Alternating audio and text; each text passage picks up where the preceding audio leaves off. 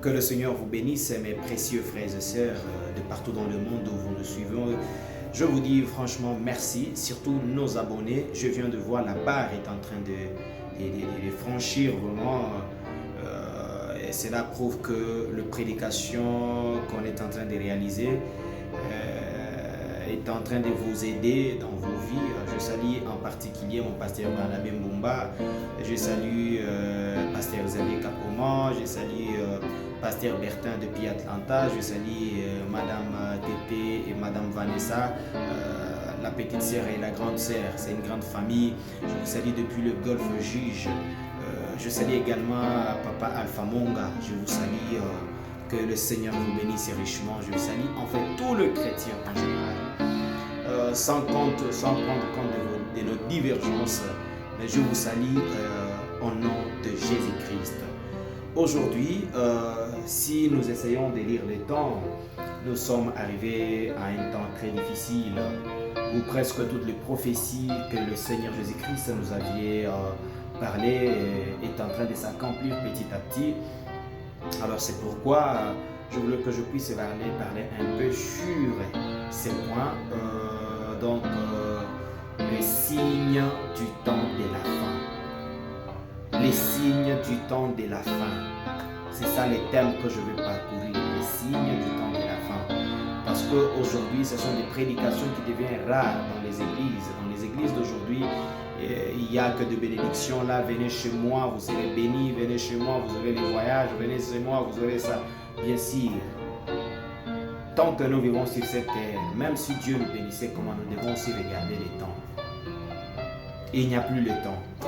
Nous sommes arrivés jusqu'à la fin de toutes choses. Parce que ce que la parole nous avait promis, ce que Jésus avait dit, tout ça se réalise, nous les voyons de nos propres yeux.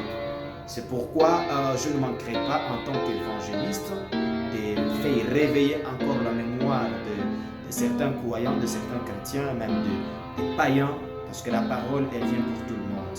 C'est comme quand la pluie pleuvoit, elle ne pleut pas seulement chez les chrétiens ou bien chez les ivrognes ou bien chez les prostituées. Non, quand la pluie tombe, elle tombe sur toute la créature de Dieu. Même les païens, ce sont les créatures de Dieu. Même les ivrognes, ce sont les créatures de Dieu. Même le pasteur, ce sont les créatures de Dieu.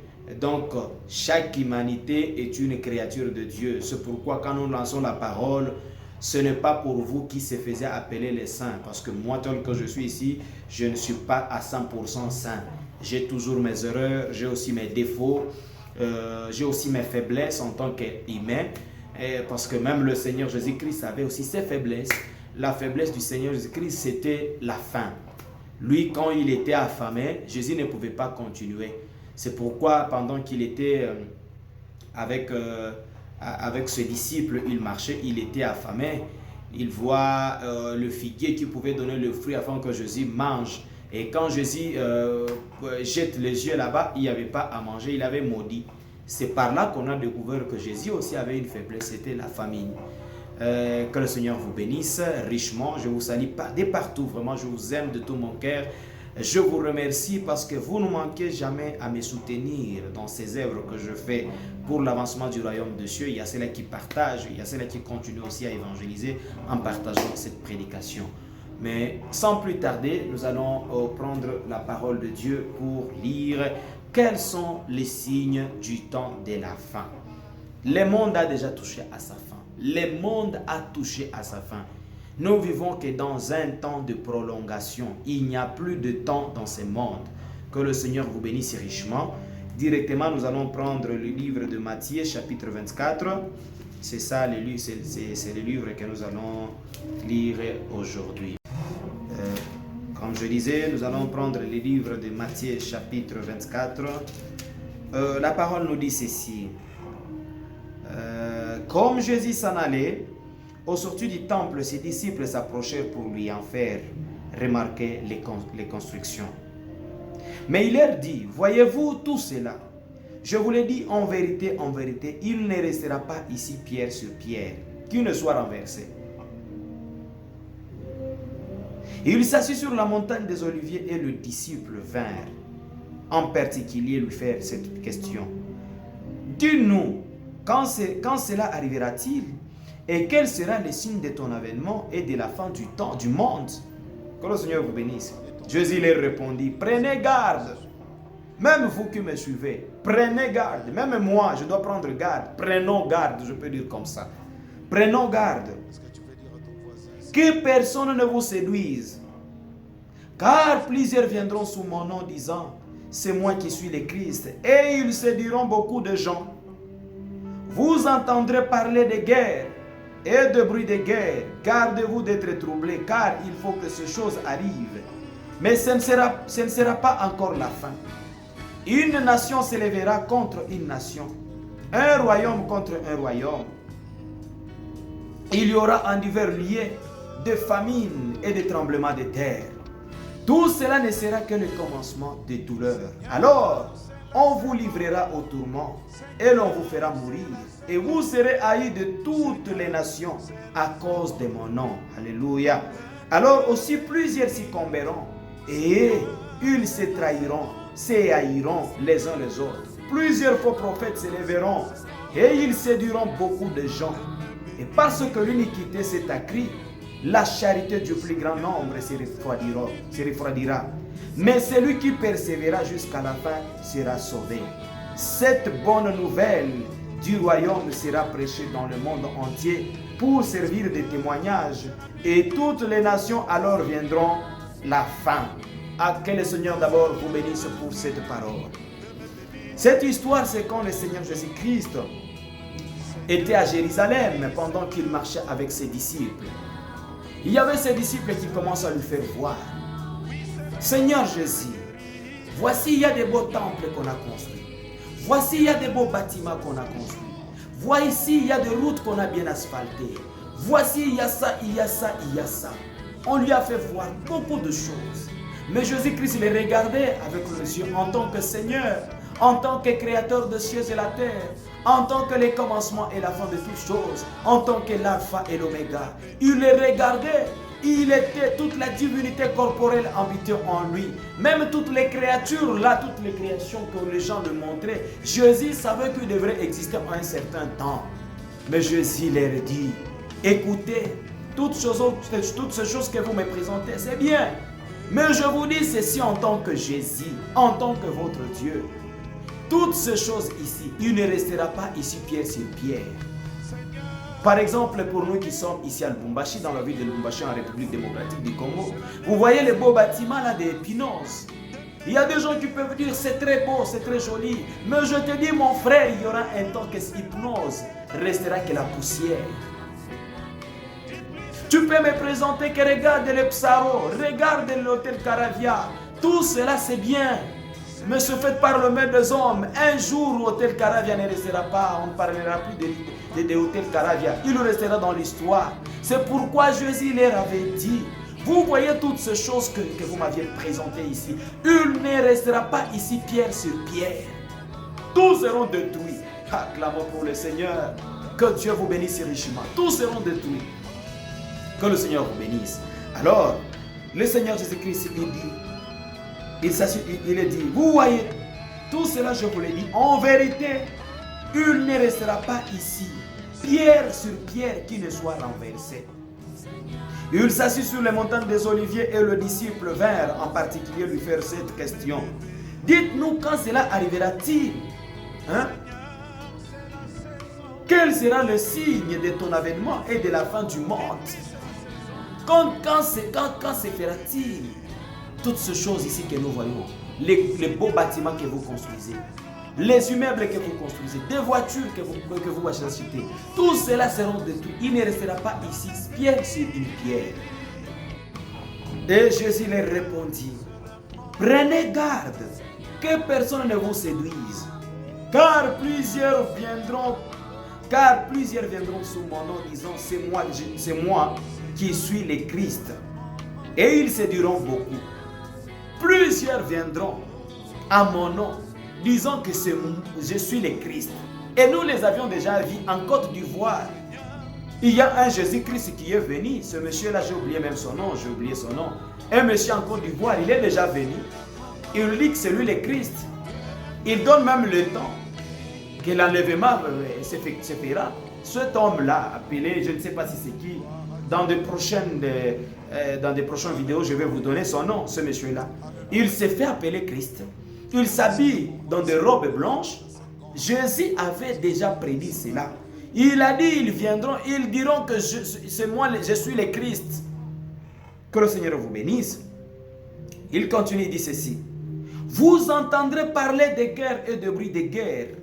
Vous entendrez parler de guerre et de bruit de guerre. Pour nous qui sommes en République démocratique du Congo, vous voyez entre le Rwanda et la RDC, il y a la guerre. Quand vous allez au Mali, il y a la guerre. Quand vous allez, je ne sais pas, au Cameroun là-bas, il y a les djihadistes. Comment on les appelle? Les djihadistes. Quand vous allez en Russie, n'en parlons même pas. Partout dans le monde, nous entendons des cris de guerre. Tous ce sont des signes du temps de la fin. Parce qu'il y a ceux-là qui n'ont pas le temps de lire la Bible. Vous entendrez parler de guerre et de bruit de guerre. Gardez-vous d'être troublés, car il faut que ces choses arrivent. Mais ce ne sera pas encore la fin. Il faut que ces choses arrivent. Tout ce que nous voyons aujourd'hui, la RDC et le Rwanda, il fallait que ces choses-là arrivent. Parce que la parole a déjà parlé de ça. Une nation s'élèvera contre une nation, et un royaume contre un royaume. Il y aura en divers liens de famine et de tremblements de terre. Des tremblements de terre. La famine partout. Moi, je pensais que même chez les Blancs, il n'y a pas la faim. Mais j'ai vu, là en Ukraine, il y a les gens qui sont frappés par la famine. Où sont les aides humanitaires? Je me souviens de frère Patrice. Il a chanté, il a dit, malgré l'OMS, mais les gens continuent toujours à mourir, à mourir la faim. Malgré l'ONU, la MONUSCO, malgré la MONUSCO, mais la guerre à l'Est là-bas ne termine pas. Tout cela, ce sont des signes du temps de la fin. Il fallait que ces choses-là arrivent afin que nous puissions atteindre le moment opportun de la fin du temps. Que Dieu vous bénisse. On lit ceci. Tout cela ne sera que le commencement des douleurs. Alors on vous livrera au tourment et l'on vous fera mourir. Et vous serez haïs de toutes les nations à cause de mon nom. Vous serez haïs de toutes les nations à cause de mon nom. Aujourd'hui, l'Afrique est détestée. Aujourd'hui, les Occidentaux nous critiquent, nous les Africains, parce que nous avions encore Jésus. Parce qu'eux, ils se sont détournés de la foi de Dieu. Il y a les athéistes, comment on les appelle? Les athées. Il y a les athées. Il y a les idolâtres, là-bas, ils sont là. Il y a, je ne sais pas, les frimaçons, ils sont dans des histoires. Ils nous haïssent, ils nous détestent, nous les Africains. Pourquoi? Parce que nous avions encore le Dieu. C'est la parole de Dieu. Alors aussi, plusieurs succomberont. Et ils se trahiront, sailliront les uns les autres. Aujourd'hui, nous nous trahissons nous-mêmes. La trahison, surtout dans la politique, je ne cesse jamais de le dire. Dans la politique, il n'y a que la trahison qui règne. Ils peuvent bien coopérer entre eux, mais en fin de compte, ils finiront par se trahir. Regarde, il y a des accords et des accords et des accords, des accords en accord. Mais en fin de compte, les gens continuent toujours à se trahir entre eux-mêmes. Et ce fruit de trahison, ça vient du diable, ça ne vient pas de Dieu. Parce que la parole nous a dit que ton oui soit oui et que ton non soit non. Quand tu pars signer des accords, c'est-à-dire tu étais oui. Quand par exemple tu entres en mariage, tu dis oui. Mais en fin de compte, tu vois quelqu'un qui trahit son mari et tu vois un mari qui trahit sa femme. La trahison vient du diable. Ce sont les signes du temps de la fin. Quand tu vois que tu marchais avec ton ami, quand tu vois que tu faisais une bonne vie avec ton ami, il te trahit. Dis-lui, ça c'est les œuvres du diable, Satan. Ça ne vient pas de Dieu. Voilà les signes du temps de la fin. La parole a tout parlé. La parole a tout prédit. La parole n'a rien laissé. Et la parole nous dit ceci. Alors aussi plusieurs succomberont. Et ils se trahiront, se haïront les uns les autres. Plusieurs faux prophètes viendront. Plusieurs faux prophètes s'élèveront. Et ils séduiront beaucoup de gens. Aujourd'hui, nous voyons plusieurs prophètes. Les signes du temps de la fin. Plusieurs prophètes s'élèveront. Il y a ceux-là qui font de signes et de miracles. au nom de Jésus-Christ, mais au-dedans d'eux, ils ont le fétiche, ils sont le magicien. Nous avions vu un prophète qui est en Afrique d'ici, là-bas. Il a fait le miracle. Il est allé coopérer avec un croyant, je ne sais pas son petit Mukonfia, comment on appelle ça en lingala, petit Mukonfia. Il est allé négocier avec ce monsieur-là. Il a parlé avec lui, non, je vais faire ceci, je vais faire pour démontrer que mon Dieu a ressuscité le mort. Il a pris une personne, il l'a placée dans un cercueil. Il a fait le miracle, le spectacle pour prouver aux gens que cet homme était mort. C'est faux, les faux prophètes. Il y a encore un autre faux prophète qui faisait des signes de miracles au nom de Jésus-Christ, mais il s'est transformé en serpent. Nous voyons même ici en République démocratique, il y a des faux prophètes. Des faux prophètes qui donnent les numéros de chambre, ce sont des faux prophètes. Et à la fin des comptes, parce qu'ils ont signé aussi des accords qu'ils ne savaient pas respecter. Vous voyez quelqu'un qui vient pour lui dire que moi j'avais signé avec lui un accord pour $8. Les faux prophètes se lèveront. Tout ça, ce n'est que le signe du temps de la fin. Que le Seigneur vous bénisse. Il lit ceci. Plusieurs faux prophètes se lèveront et ils séduiront beaucoup de gens. Et parce que l'iniquité s'est accrue, la charité du plus grand nombre se refroidiront. Mais celui qui persévérera jusqu'à la fin sera sauvé. Cette bonne nouvelle du royaume sera prêchée dans le monde entier pour servir de témoignage à toutes les nations. Alors viendra la fin du temps. Que le Seigneur vous bénisse. Il dit ceci. C'est pourquoi lorsque vous verrez l'abomination de la désolation dont a parlé le prophète Daniel établi en lien saint, que celui qui lui fasse attention. Quelle est cette abomination de la désolation que le prophète Daniel avait vue? Le prophète Daniel avait vu l'homosexualité, la bestie, les lesbiennes. Donc c'était une abomination de la désolation. Aujourd'hui, les signes du temps de la fin, nous voyons le prêtre qui autorise le mariage homosexuel. Que dit la parole de Dieu? Que dit la parole de Dieu? Mes précieux frères et sœurs, les gens sont dans la distraction. Le serviteur de Dieu dans la distraction. Le pasteur focalisé à l'argent. Le pasteur ne veut plus nous prêcher la vérité. Le pasteur ne nous prêche plus la vérité. Comme j'avais parlé dernièrement dans une de mes vidéos, j'ai prêché une prédication qui dit que la vérité a disparu dans la bouche de nos pasteurs d'aujourd'hui.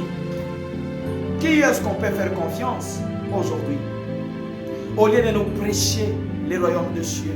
Mais vous voyez un pasteur, un serviteur de Dieu, que ses yeux est focalisé sur l'argent. Dans tant que tu prends cette parole ici, pour montrer les signes du temps de la fin, tu amènes ça dans une église, le pasteur t'interdit, ne prêche pas ça. Frère, c'est pourquoi nous devons prêcher. Nous sommes libres, comme j'ai ma chaîne ici, je suis libre de prêcher. Je me sens libre parce que c'est ma chaîne. Personne ne peut m'interdire. Ce qui est plus important est de dire la vérité.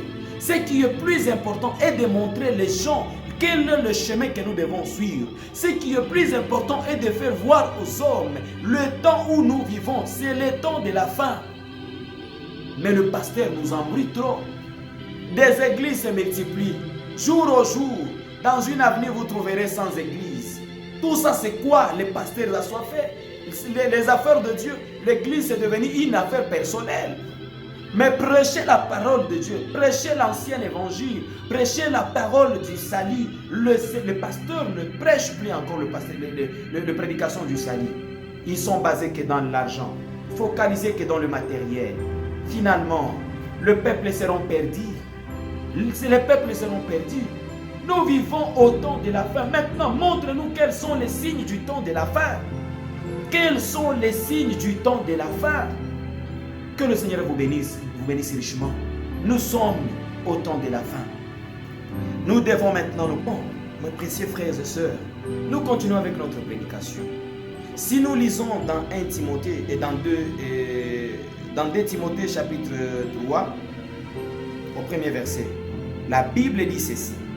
Sachez que dans le dernier jour, il y aura des temps difficiles, car les hommes seront égoïstes.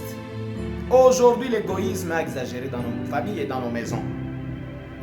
Amis de l'argent. Voilà les signes du temps de la fin. Les hommes seront égoïstes. Amis de l'argent. Amis de l'argent. Amis de l'argent. Je répète ça plusieurs fois. Aujourd'hui, dans ces temps de la fin, les gens sont devenus amis de l'argent. Les hommes ne souhaitent plus, n'acceptent plus la souffrance. Quand tu vois quelqu'un qui se retrouve dans une souffrance, il n'a pas d'argent, tu verras, il va crier et de toi, le ciel aussi t'aidera. Voilà les termes. Quand tu vois quelqu'un te dit et de toi, la terre aussi, le ciel aussi t'aidera. C'est-à-dire, il va aller dans le loge. Il va aller prendre le fétiche. Et aujourd'hui, il y a de jeunes gens qui meurent avant l'âge. Il y a de jeunes gens qui meurent avant l'âge. Tout ça, c'est pourquoi, amis de l'argent, les signes du temps de la fin. Les hommes sont devenus amis de l'argent. Vous voyez un père qui sacrifie son fils à cause de l'argent. Vous voyez une mère qui sacrifie sa fille à cause de l'argent. Vous voyez un enfant qui sacrifie son père à cause de l'argent. Ce sont les signes du temps de la fin. Et un pasteur, il reçoit la dîme, mais il ne sait pas d'où provient cet argent. Peut-être c'est l'argent du sang. Frère, les serviteurs de Dieu aujourd'hui sont perdus. Voilà les signes du temps de la fin. Les hommes sont devenus égoïstes, sont devenus amis de l'argent. Essayez d'aller dans les églises, les jours de la réunion, les jours de l'église. Vous trouvez les gens qui fuient dans l'assemblée. Et quand vous les appelez pasteur, je suis occupé. Tout ça pourquoi? L'ami de l'argent. Que le Seigneur vous bénisse. Nous continuons. Fanfarons, hautains, blasphémateurs, rebelles à leurs parents.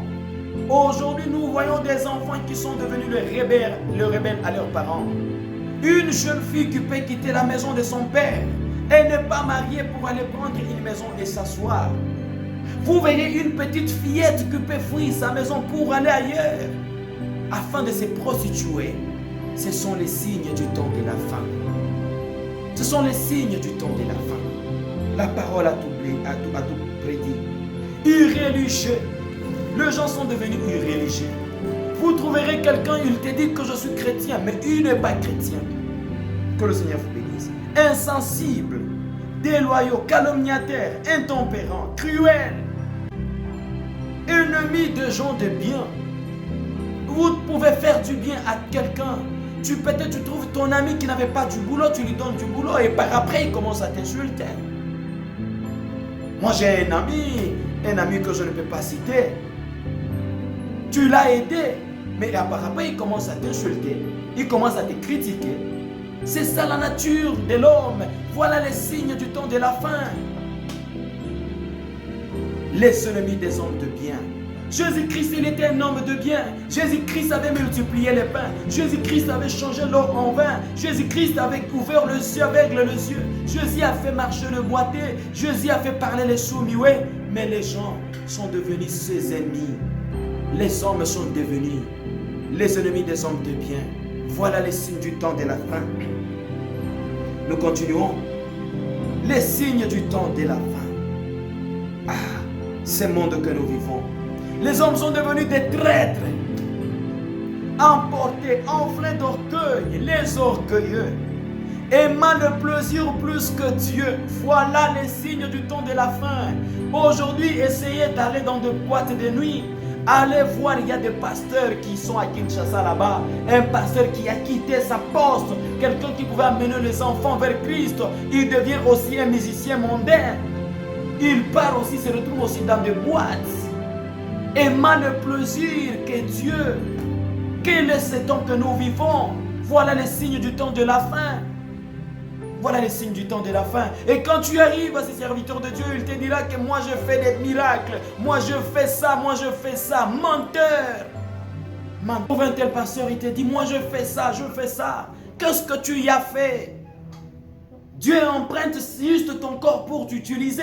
Et les gens, il y a un pasteur à Kinshasa qui dit, moi je fais des miracles. Moi j'ai rempli les stades de Matthieu. Ce n'est pas toi. Si certainement tu avais Dieu, tu ne devrais pas être un orgueilleux.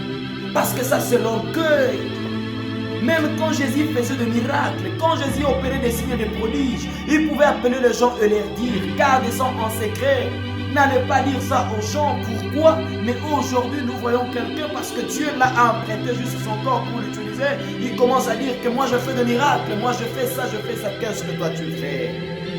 Voilà les signes du temps de la fin. Et c'est pourquoi le Seigneur Jésus-Christ avait dit, vous les reconnaîtrez que par leurs œuvres.